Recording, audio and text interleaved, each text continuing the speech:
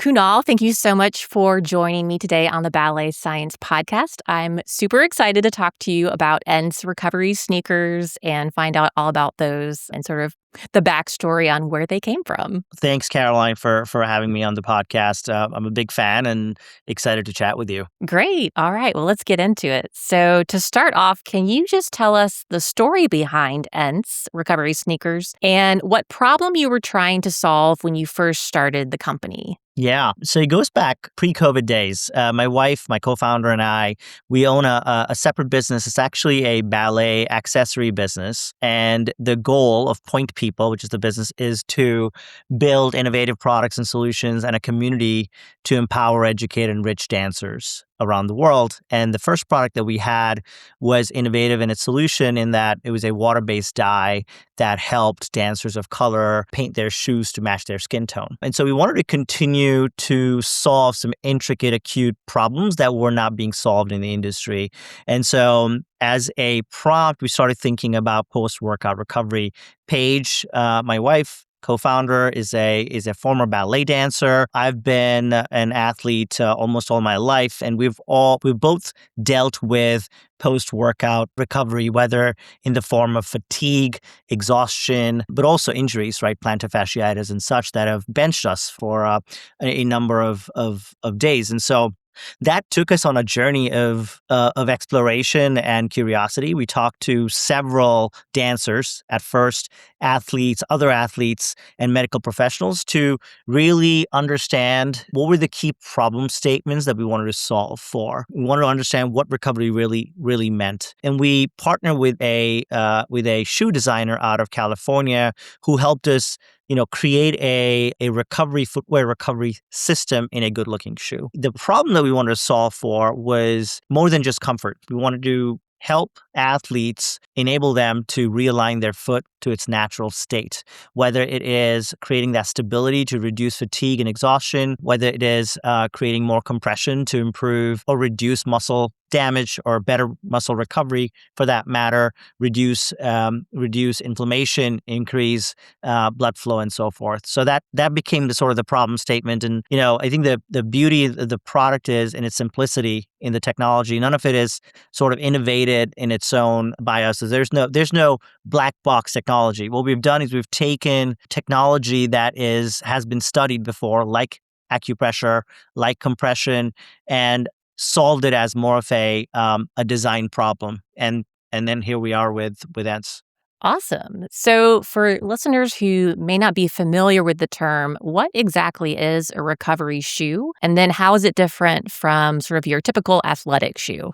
So recovery shoe versus, a typical athletic shoe. For us, recovery means allowing the foot to reach its natural state. So think about all the training that we're doing, and we're pushing our bodies to the extreme. How do we then enable our bodies to rest and recover and get to its natural state so we can continue to progress, continue to create this consistent sort of performance along the way? I always use the analogy of a car. If you're gonna continue to drive a car over a long period of time and not tune up the engine, not cool down the engine, it's going to break down real fast. And so similarly, we want to be able to provide tools to the body to reach its natural state. For me, that natural state is in allowing the foot to splay, to reach its natural alignment. It's about reducing inflammation. It's about increasing blood flow. And so, those are the problem statements we've tried to solve with this design and engineering solution. Very cool. Yeah, it's so funny. So I've done some episodes about point shoes and even about some ballet slippers. And so this is kind of, I feel like, rounding out that whole conversation. So not only are the shoes you wear in class or while you're teaching important, but also afterwards too. So this might be a good time. I know you have a shoe with you.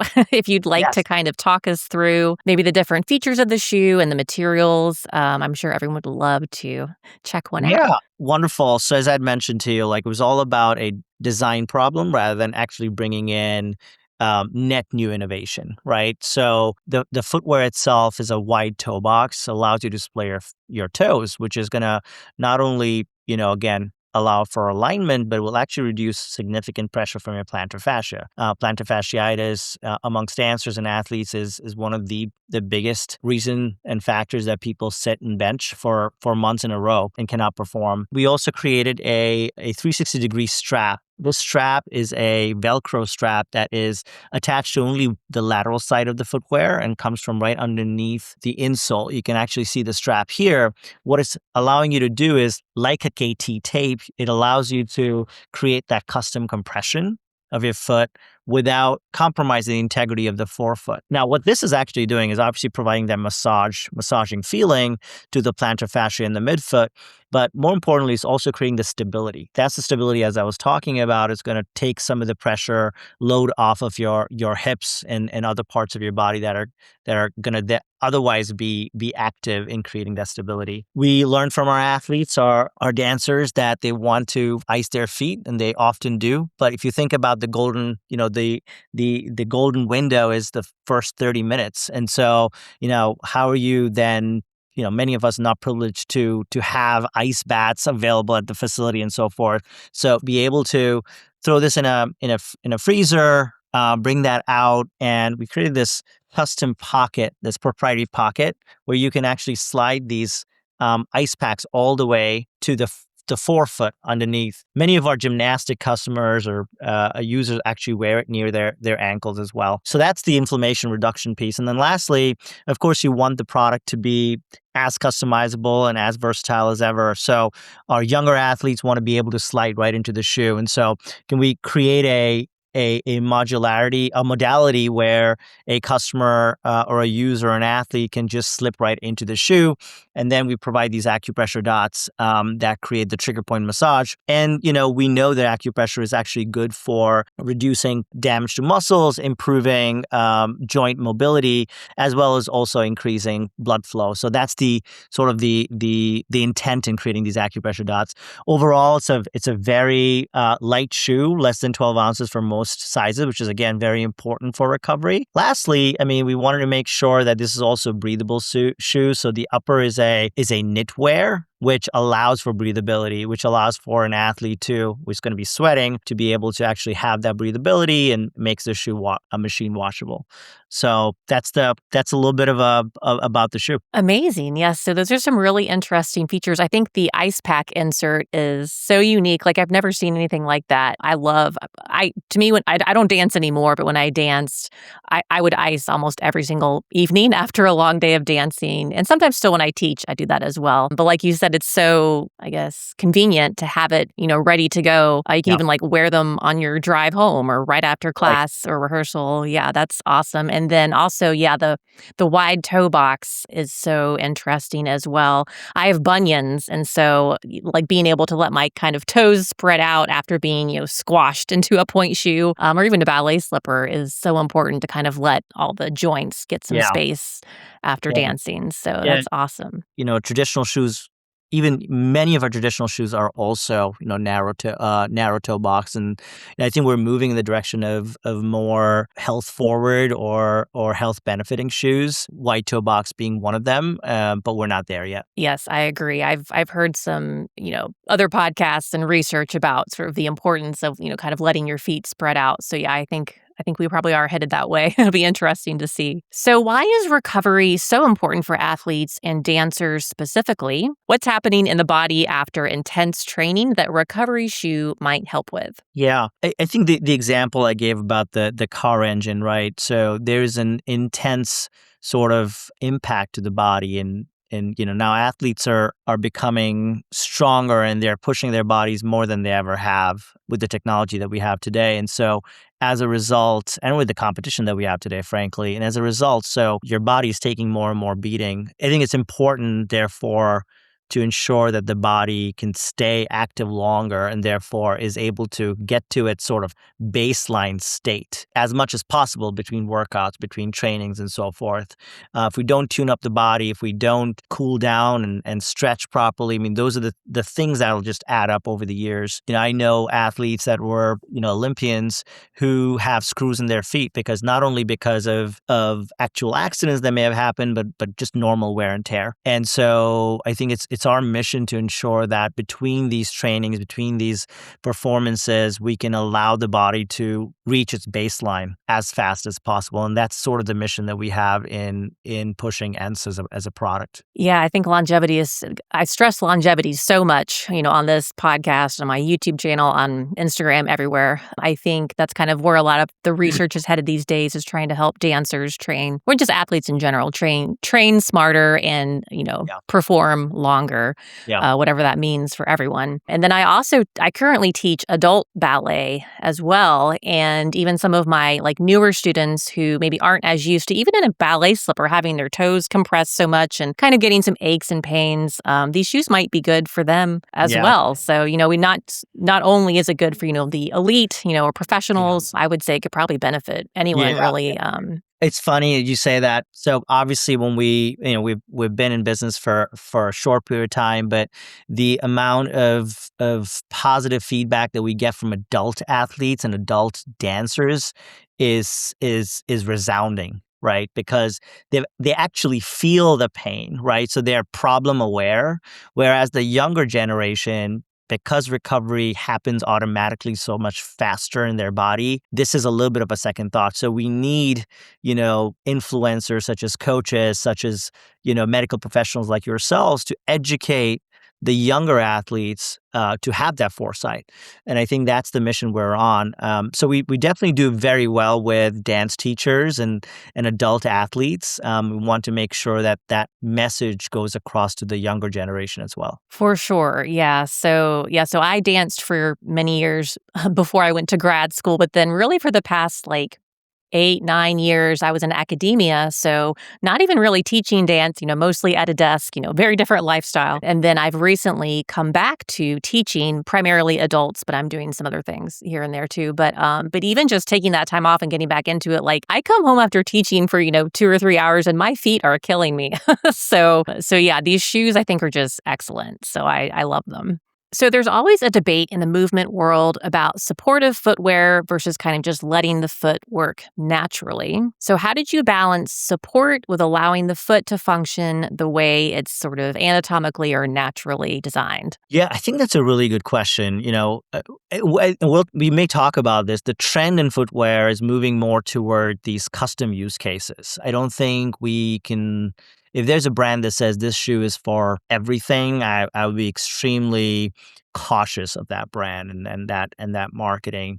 And so, to me, the primary purpose of our shoe is recovery, which means providing some support to the shoe. So if you think about barefoot, that is allowing your body to work, to activate. And that's actually good for long term. We think we are the most important in that, that golden window, that parasympathetic phase where the body is recovering. So providing the support, providing a little bit of cushioning. And again, we're not talking about maximalist cushioning, energy return cushioning of the running shoes that are in the market today. We're talking about EVA midsole that actually is a energy absorbing element and therefore like providing the support that we need to create the recovery outcome. So I think there's space for all types of shoes, depending on what your use case is. And for us, the specific use case is active recovery post-workout for that 3 to 5 hour period, across the entire sort of curve, as you call it, the recovery curve.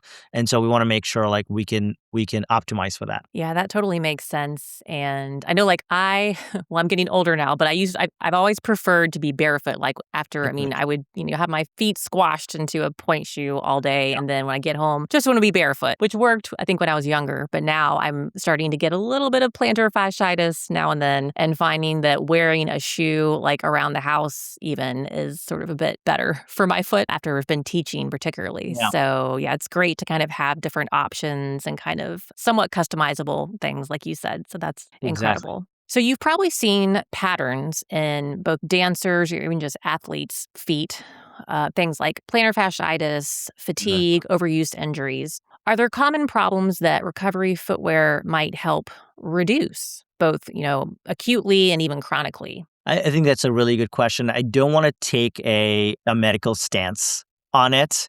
I do think I do think the recovery tools available today should be used in as a portfolio solution, right? I don't think recovery footwear are the sole solution to better foot health. I don't think icing by itself is a sole solution to better foot health. But I do think, taking a portfolio approach of using the tools that will then, in its simplicity, allow your foot to reach its natural alignment and natural state, rather, is what we serve to do. And so I wonder if that answers your question. Yeah, no, definitely. And I think maybe a segue out of that now is, have the shoes been like officially tested or scientifically tested yet, like in a research setting? Yeah, we're very curious to know what they will do in a scientific setting, and we are all for it. The mission here is not to create a marketing machine. It's actually to be curious about the truth and reality. And so we're currently fortunate enough to be working with a university out of London, where we will be testing these shoes and learning a little bit about the quantitative changes it can bring, or rather, changes it can bring, more quantitatively measured, and as well as psychological and qualitative impact that it may have on athletes. So more to come on that. Very excited about this partnership. But that's one thing. The other piece, of course, is we tried to create a design solution rather than a technology on its own. And so we do think, for example, features like acupressure and compression and white toe boxes will essentially improve the health of a foot and will help in performance. So we do think that in itself is a strong story. However, yes, we're excited about testing the shoe, getting 1% better each day. That's great. Yes, that will be exciting to see sort of the results of the scientific study and the research, and kind of, like you said, see quantitatively what's going on. I'm sure you've gotten some, sort of more anecdotal feedback Yes. from your customers saying they Yeah. do X, Y, or Z, but it's always good in the research Yeah. world to have Caroline. Yeah. some data points. Yeah, one, we have a orthopedic surgeon, and a known orthopedic surgeon on our board, so he advises us. We've talked to several physical therapists, as well as other medical professionals as we were designing it, as well as Anecdotes, as you mentioned. We've got professional ballet dancers that have said that their plantar fasciitis symptoms have alleviated since they've worn the shoe, or their metatarsals don't ache anymore, and things of that nature, which I think is great to have. But I'm not going to create a committed marketing communication just based on anecdotes. We definitely want to test those technologies. Awesome. Well, I look forward to hearing about the data, and maybe we can do a follow-up interview once you have that. Oh, That'd yes. be Would super love to. interesting to know. Yeah, great. So, looking ahead, where do you think athletic footwear is going? Are we moving toward more recovery-focused designs or a more like individualized footwear? Yeah, I was just thinking, I think it's a great question. I was thinking about just general footwear, and I think the recovery piece is important as well. So the first piece is on general footwear trends. I don't think there is a do it all shoe that we're gonna see. Even the larger brands are coming up with different types of shoes, and so there are going to be use case specific shoes. Whether it is, hey, you have a 12-hour shift as a nurse, this is the shoe you should wear. And I'm not saying this is new; it's been happening for a while, like dance goes with firmer soles and so forth. But I think just in the market, you're going to start seeing more of the per use case shoe. I do think that foot health is going to be at the forefront. I think aesthetics has been a big thing for a very long time, but foot health is going to take a more of a center stage. We think about wellness for the entire body. And lastly, when I think about recovery shoes, I think what we're trying to do is push the envelope a little bit. Traditional recovery shoes, as you see, and there are a few brands out there, they focus on comfort as the sort of call it the panacea to recovery, right? If you can offload some of the pressure from your knees and your joints, that's recovery. Well, that's not recovery. That's not the complete recovery. Comfort is not complete recovery. So we're pushing the envelope on that, and I hope people will join the movement, and will think of it as a holistic problem rather than just a comfort problem. Definitely. And One thing you mentioned that made me think about something. So again, in some previous episodes of mine, I've talked about point shoes, ballet slippers, and how a big limitation with those shoes that have to be on stage or in the classroom and aesthetically you can only add so much extra material or shock Yes. absorption or whatever to it because you need to keep the line of the foot and you can't affect that too much. But like with a shoe that you're wearing after rehearsal, after performance, after class, there's a bit more leeway, I think, with, incorporating some new technologies and materials, and you're not quite as concerned with the aesthetics. So I think that's a really interesting thing to think about. All right. Well, I think just finally, if listeners want to find out more about Ance Recovery shoes or try them out themselves, how can they learn more or order a pair? Yeah, well, thanks for that question. We are live on our website. It's ancerecovery.com. So ANCE recovery.com. Our Instagram page tells you a little bit more about how our products being utilized by various athletes and what they're talking about. And so, one of the things that we try to do is we know the magic of the shoe is in trying them. And so what we've done is we've created a no hassle, absolutely free exchanges and returns for over 30 days. So order them, test them, make sure they're not too dirty, test them, and I can assure you you'll like them and you'll keep them. Beyond that, we're also beginning to open accounts with specialized dance retail stores as well as running stores. So check our website and our store locator to see if there is a store near you that carries our shoe as well. But my challenge to the audience would be to try the shoe and see the impact it makes on your gait, on your performance, and if you don't like them, just return them. It's all on us. Great. Yeah. Well, I'll make sure and link your website and your social media in the description for this interview so that people can easily find that. But awesome. Yeah, great. Well, Kunal, thank you so much for telling us all about your incredible shoes today. And yeah, I think they're such an interesting product. And like I mentioned before, this just kind of rounds out all of my discussions on sort of the footwear involved in ballet. So thank you so much. Wonderful. Thank you so much, Caroline, for speaking with me and letting me tell my story.